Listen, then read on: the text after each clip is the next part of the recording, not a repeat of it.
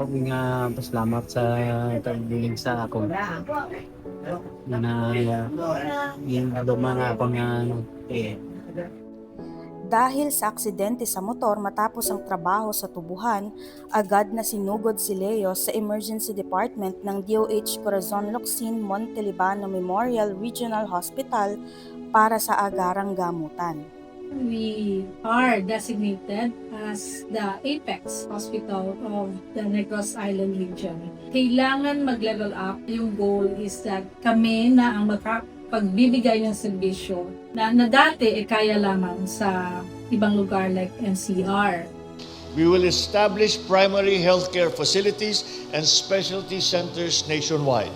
The HFEP also claims to widen access to quality healthcare services, especially to those from underserved communities. Renovate at natapos na is the emergency department. Yun yung una naming tinutukan dahil doon unang pumupunta ang mga pasyente at importante na mabibigyan sila ng serbisyo kaagad na meron din silang level of comfort. Sa emergency department naman, mas better yung equipment, mas better ang facility, air-conditioned na siya.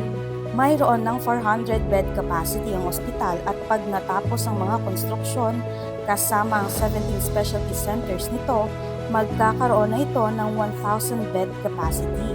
Hiwa-hiwalay man ang mga isla ng Pilipinas, iisa ang ating layunin, serbisyong pangkalusugan na abot ng bawat Pilipino sa anumang sulok ng bansa.